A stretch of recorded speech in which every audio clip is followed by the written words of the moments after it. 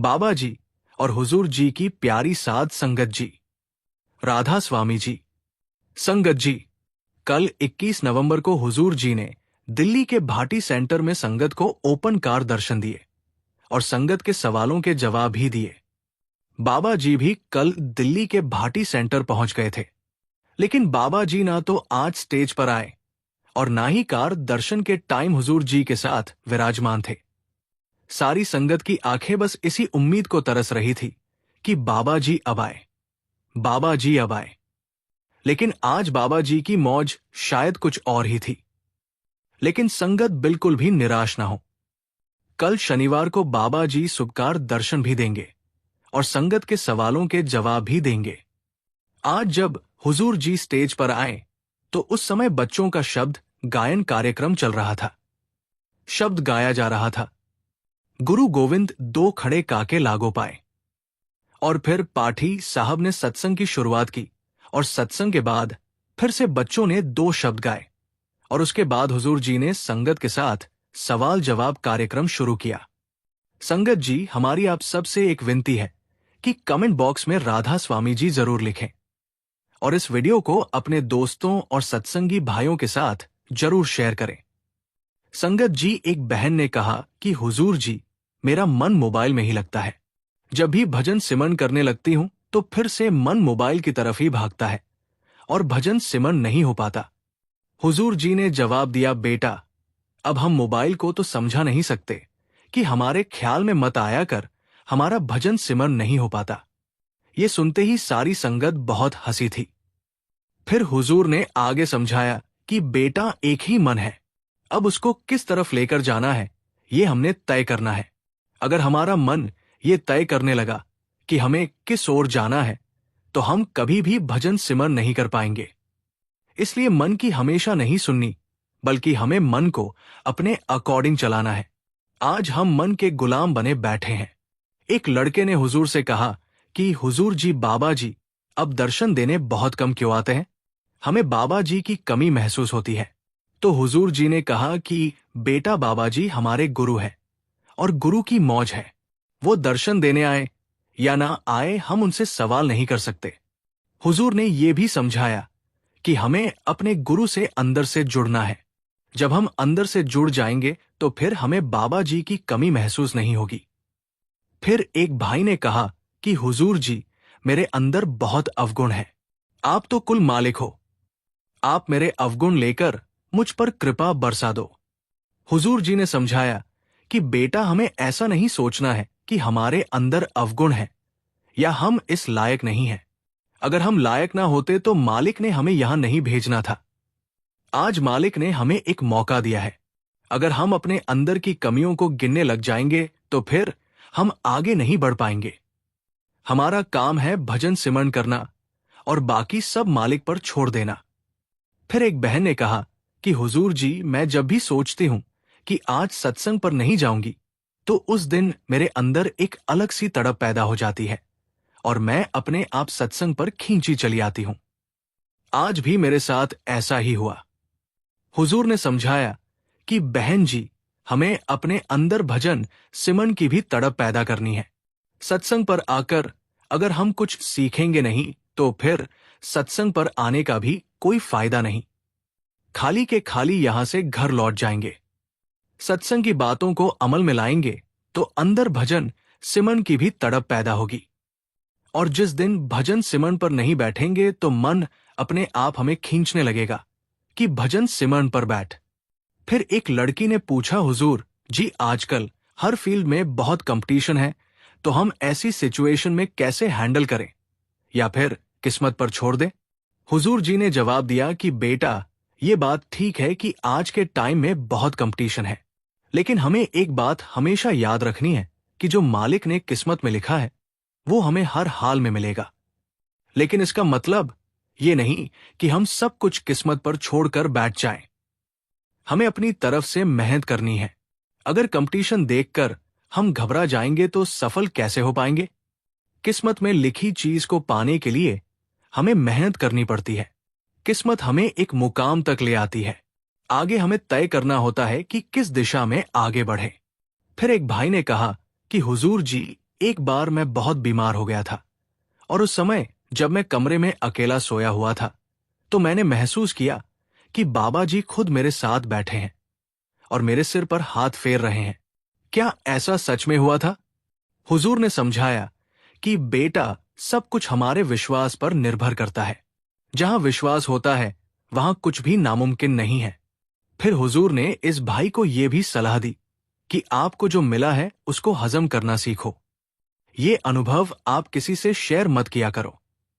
फिर एक बहन ने पूछा कि हुजूर जी सब कहते हैं कि सिमरन के बाद अगर भजन पर ना बैठे तो फिर भजन सिमरन अधूरा रहता है। क्या ये सच है? हुजूर ने जवाब दिया कि बहन जी, अगर हम घर में रसोई में रोटी और सब्जी को बनाकर रखते तो क्या इससे हमारी भूख मिट जाएगी? भूख तो तभी मिटेगी जब हम उस भोजन को खाएंगे। जैसे शरीर की खुराक रोटी है, वैसे आत्मा की खुराक भजन सिमर है। अगर सिमरन करके आगे ना बढ़े तो आत्मा की भूख कैसे मिटेगी? फिर एक लड़के ने पूछा कि हुजूर जी, हम जो अरदास करते हैं तो क्या मालिक हमारी बात को सुनता है? हुजूर जी ने कहा कि बेटा, मालिक से कुछ नहीं छुपता। मालिक को हमारे लफ्जों में की हुई अरदास की जरूरत नहीं है। मालिक हमारी अवस्था को जानता है और मालिक हमें वह चीज अपने आप दे देता है जो हमारे लिए ठीक हो। मालिक से कुछ मत मांगो, बस मालिक का शुक्र करो।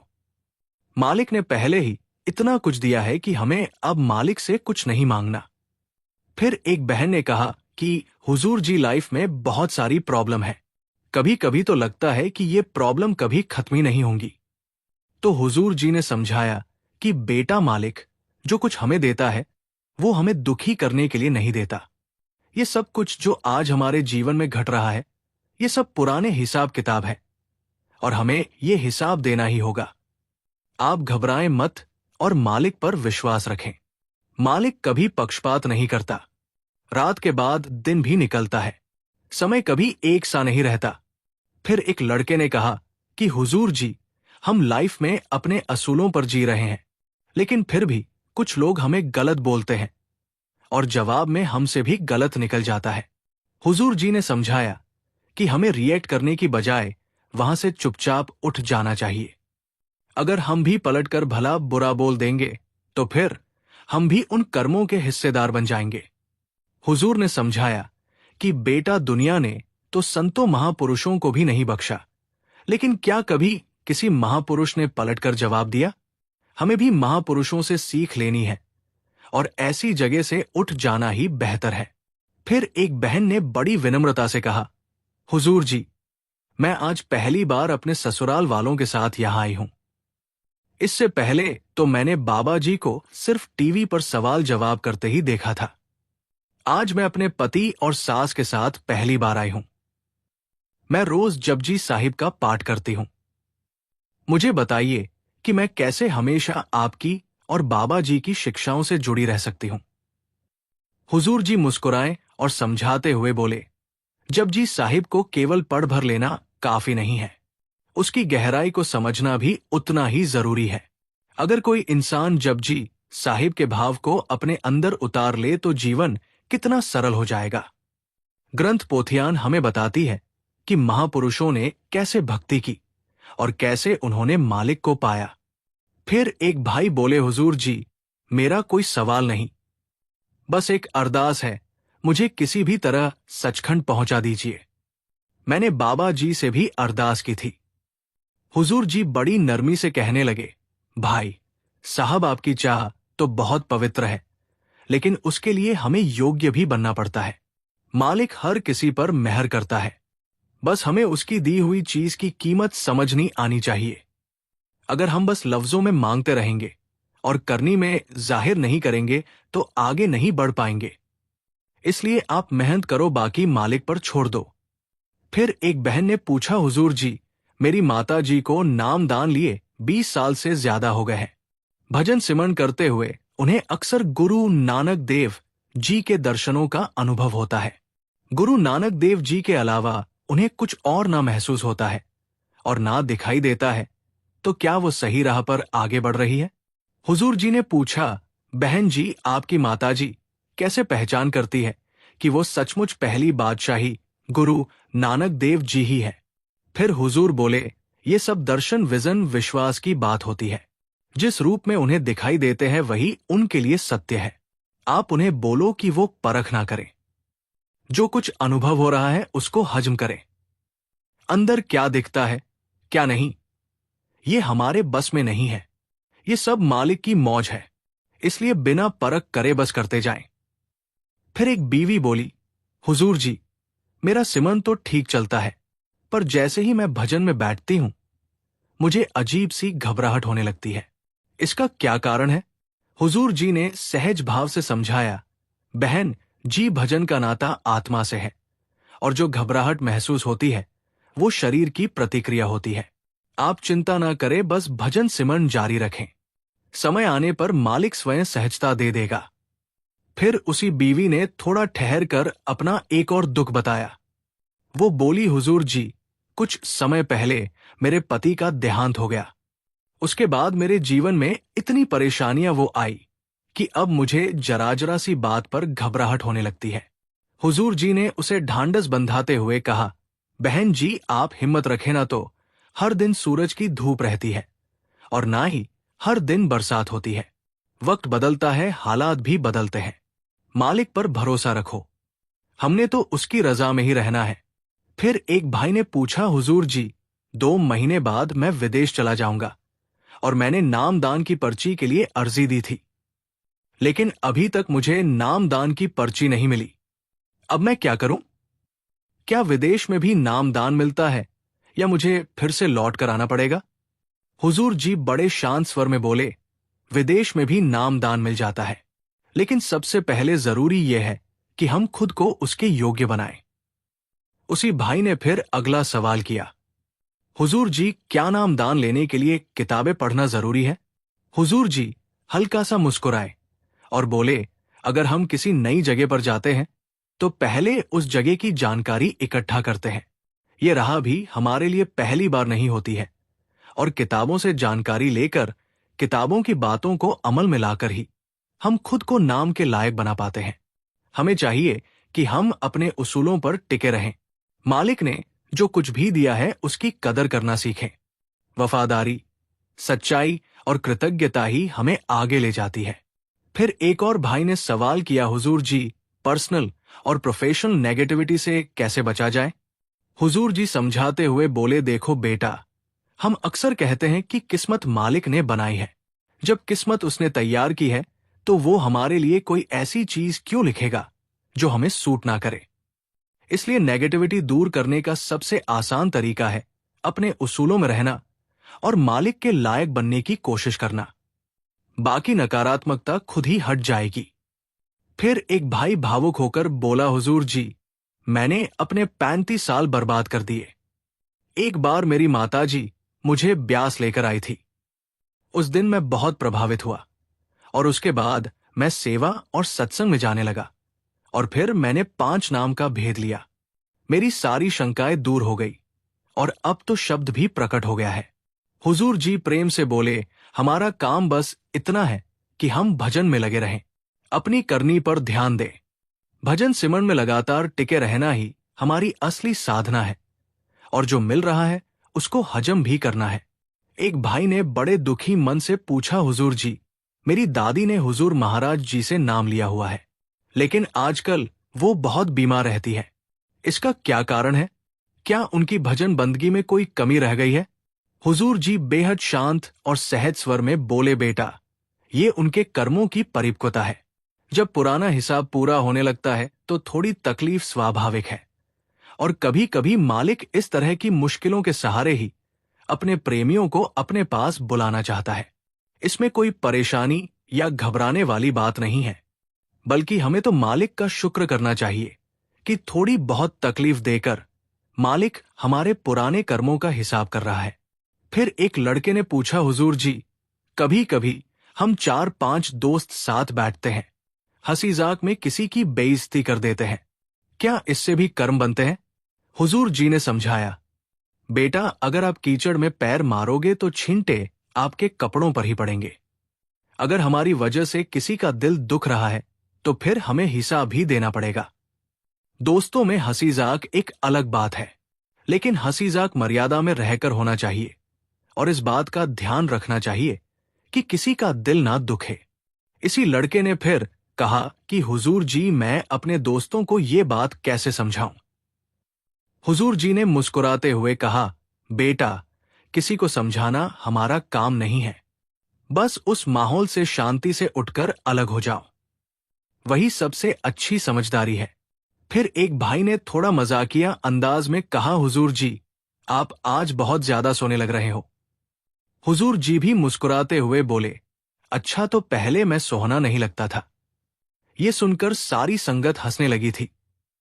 फिर एक भाई ने बड़े सच्चे मन से कहा, हुजूर जी, मैं जो भी काम करता हूं उसमें अपनी पूरी ताकत लगा देता हूं।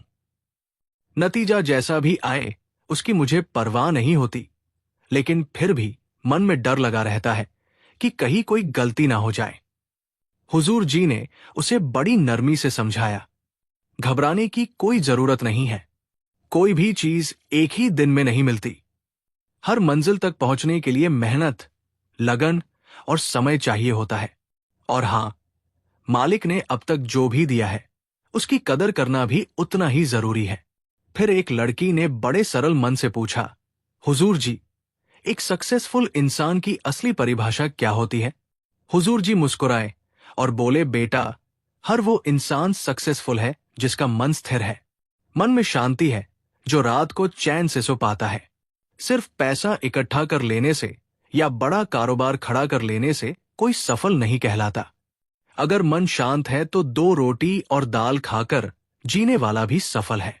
लेकिन अगर मन हर वक्त चिंता, भागदौड़ और पैसों की टेंशन में उलझा रहे तो ऐसी सफलता का क्या फायदा? आखिर खानी तो सबने 2 रोटी ही है। फिर एक भाई ने कहा, हुजूर जी, कर्म और समय में क्या फर्क है? फिर एक बहन ने पूछा, हुजूर जी, जो लोग नॉनवेज खाते हैं, बुरे काम करते हैं, उनके जीवन में दुख कम क्यों आते हैं? और जो लोग सेवा करते हैं, सत्संग जाते हैं, वही हमेशा परेशान क्यों रहते हैं? हुजूर जी ने बड़ी गहराई से समझाया, हमारा असली उद्देश्य सिर्फ इतना है कि हम इस 84 लाख जन्मों के चक्र से बाहर निकल सके। ये जो थोड़े बहुत दुख आते हैं ना, ये हमारे पिछले कर्मों का हिसाब चुकाने के लिए होते हैं, ताकि हम हल्के होकर मालिक के पास पहुंच सके। दुख इसलिए आते हैं कि हम 84 के फेर में ना फंसे रहे, और कर्मों का नियम अटल है। आज जो आपको खुश लगते हैं, तो आपको क्या लगता है कल को मालिक उनसे हिसाब नहीं लेगा। मालिक तो एक एक कर्म का हिसाब लेता है। इसलिए आप बस अपनी करनी में ध्यान दें। दुनिया क्या कर रही है, वो उनके कर्म है और उन्हें ही भोगने पड़ेंगे। संगत जी, ये थे कल के सवाल जवाब। संगत जी, कर्मों के हिसाब वाले सवाल पर मुझे एक बहुत ही अच्छा प्रसंग याद आ रहा है कि कैसे कर्म अपना हिसाब लेने वापस हमारे पास लौट आते हैं, और फिर हमारी जो हालत होती है, उस डर, उस घबराहट को हम शब्दों में बयान भी नहीं कर सकते, बहुत बड़ी सीख देने वाला है ये प्रसंग। आइए अब आपको आपके अपने YouTube चैनल, जिसका नाम वाहेगुरु बाबाजी है, पर सुनाते हैं ये खास प्रसंग। ये कहानी 2 घनिष्ठ दोस्तों की है जो एक ही गांव में जन्मे और साथ ही बड़े हुए। बचपन से ही दोनों की मित्रता बहुत गहरी थी। एक का नाम सूरज था और दूसरे का नाम वीरेंद्र। उम्र में बड़ा होने के कारण सूरज वीरेंद्र को हमेशा सम्मान से भाई जी कहकर बुलाता था। जब दोनों जवानी की दहलीज पर पहुंचे तो उन्होंने सोचा कि अब कोई रोजगार शुरू किया जाए। काफी सोच विचार के बाद दोनों ने कंबल बेचने का छोटा सा व्यापार शुरू कर दिया। शुरू में वे गांव-गांव घूमकर कंबल बेचा करते थे। मेहनत भी बहुत करते और ईमानदारी से काम भी। कुछ साल बीते, काम थोड़ा बढ़ा तो दोनों ने गांव छोड़ने का फैसला किया और शहर की ओर रुख किया। शहर के एक बड़े बाजार में उन्होंने किराए पर एक दुकान ले ली। दोनों ही दिल से मेहनती और लगन वाले थे, इसलिए धीरे धीरे व्यापार चमकने लगा। समय के साथ कारोबार इतना बढ़ा कि उन्होंने किराए की दुकान छोड़कर अपनी खुद की एक बड़ी दुकान खरीद ली। जिंदगी बहुत खूबसूरती से आगे बढ़ रही थी। लेकिन एक दिन वीरेंद्र के मन में लालच का बीज उगाया। उसने सोचा, अगर सूरज ना होता तो पूरी दुकान और पूरा मुनाफा सिर्फ मेरा होता। ना कोई बांटने वाला और ना कोई हिसाब। लालच अंधा कर देता है। एक दिन वीरेंद्र ने पैसों के मोह में अपने ही सबसे प्यारे मित्र सूरज को धोखे से झड़ दे दिया। सूरज की मौत हो गई। ऊपर से वो रोने धोने का नाटक करता रहा, पर अंदर ही अंदर खुशी से फूला नहीं समा रहा था, क्योंकि अब वो कारोबार का अकेला मालिक था। समय बीतता गया। वीरेंद्र की मेहनत और किस्मत दोनों उसका साथ देती रही। व्यापार खूब फला फूला। कुछ ही वर्षों में उसने शहर में कई दुकानों और जमीनों का मालिकाना हासिल कर लिया। खूब धन संपत्ति जुटा ली। फिर वीरेंद्र ने शहर की ही एक लड़की से शादी कर ली। शादी के कुछ समय बाद उसके घर एक बेटे का जन्म हुआ। वीरेंद्र की खुशियों में चार चांद लग गए। ढेर सारी संपत्ति, जमा पूंजी और अब बेटा भी। वीरेंद्र ने अपने बेटे की परवरिश में कोई कमी नहीं छोड़ी। उसे सबसे महंगे स्कूल में पढ़ाया, हर सुविधा दी। आगे की पढ़ाई के लिए बेटे को विदेश भेजा। वर्षों बाद बेटा डिग्री लेकर वापस आया और वीरेंद्र की खुशी देखते ही बनती थी। उसे लगता था कि उसकी मेहनत, दौलत और किस्मत सब ने मिलकर अब उसके जीवन को पूरी तरह संवार दिया है। धीरे धीरे बेटा भी कारोबार संभालने लगा और वीरेंद्र को लगता था कि उसकी जिंदगी अब एकदम परफेक्ट हो चुकी है। एक दिन दुकान पर बैठे बैठे अचानक वीरेंद्र के बेटे की तबीयत बिगड़ गई। वीरेंद्र घबरा गया और तुरंत उसे गांव के वैद्य के पास ले गया। वैद्य ने अपनी समझ के मुताबिक दवाई दे दी, लेकिन दवाई से बेटे की हालत में जरा भी सुधार नहीं आया। वैद्य ने सलाह दी, इसे किसी बड़े अस्पताल में दिखाओ। मामला साधारण नहीं लग रहा। वीरेंद्र बेटे को लेकर तुरंत शहर के बड़े अस्पताल पहुंचा। कई दिन वहां इलाज चलता रहा, लेकिन हालत जिसकी तस बनी रही। बेटा धीरे धीरे बेहद कमजोर होता जा रहा था। आखिरकार अस्पताल के डॉक्टरों ने कहा, इसे और बड़े शहर लेकर जाइए, यहां हमारी क्षमता से बाहर है। वीरेंद्र ने बेटे को लेकर देश के एक प्रसिद्ध अस्पताल का रुख किया।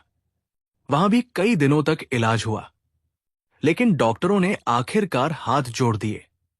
हालत दिन ब दिन बिगड़ती गई। वीरेंद्र का पैसा पानी की तरह बह रहा था। जमा पूंजी लगभग खत्म होने को थी, पर बेटे की बीमारी में कोई सुधार नजर नहीं आ रहा था।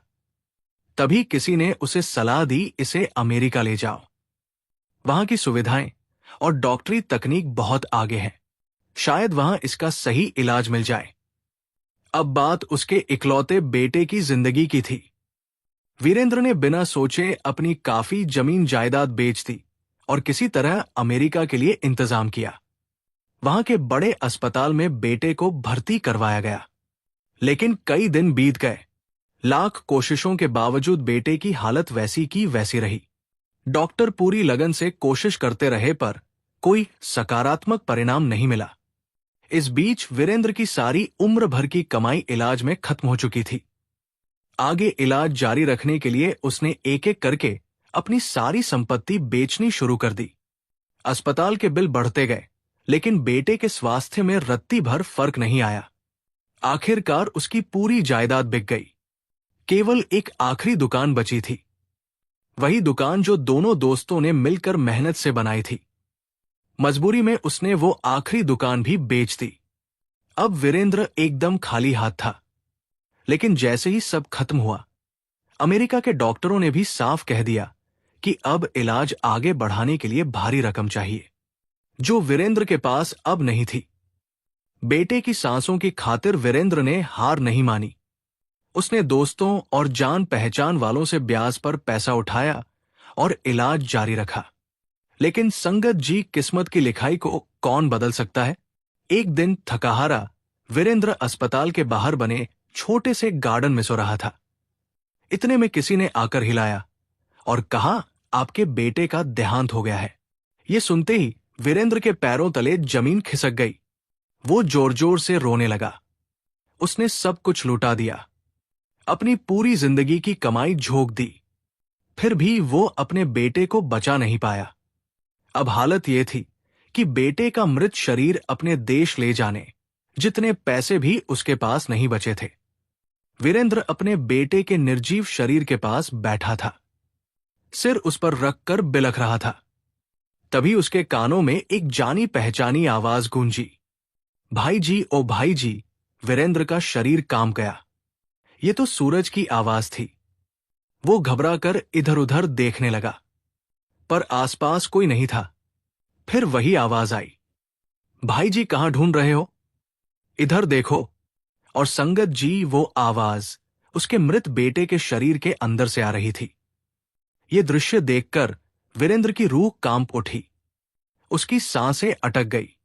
कनखंपाती आवाज में उसने कहा, लेकिन तुम तो मर चुके थे।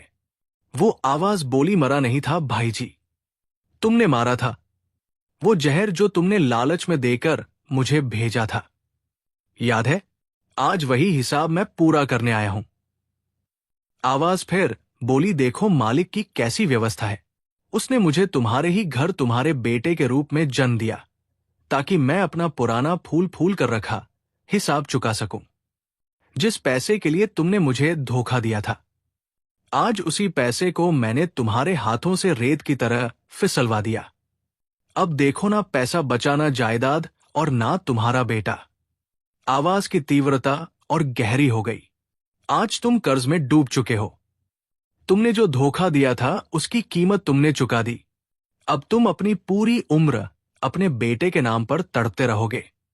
इतना ही नहीं, आगे का जीवन तुम्हें भीख मांगकर काटना पड़ेगा।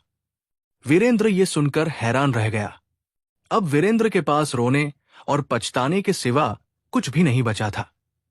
वो अपने बेटे के शरीर से लिपटकर ऐसे फूट फूट कर रोने लगा, मानो उसकी सांसें भी टूट रही हो।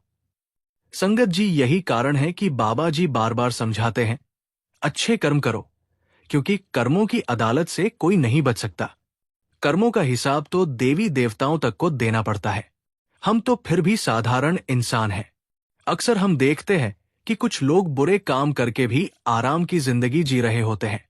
तब मन में सवाल उठता है, इनको इनके कर्मों का फल क्यों नहीं मिलता? संगत जी, जरूरी नहीं कि हर कर्म का फल इसी जन्म में मिले। अगर सब कुछ एक ही जन्म में निपट जाता तो फिर अगले जन्म लेने की क्या जरूरत पड़ती? कर्मों का फल कई जन्मों तक पीछा करता है। किसी का हिसाब इसी जन्म में चुकता होता है, किसी का अगले जन्मों में पूरा होता है। इसीलिए बाबा जी कहते हैं, नामदान मिल गया है तो भजन सिमरन कर लो और जन्म मरण के फेर से मुक्त हो जाओ। क्योंकि जब कोई जीव भजन सिमरन में लग जाता है तो सद्गुरु उसके इस जन्म और पिछले जन्मों के बोझिल कर्मों को इसी जन्म में हल्का करवा देते हैं। भजन सिमरन वाला जीव दोबारा जन्म लेने नहीं आता, उसकी यात्रा यही खत्म हो जाती है।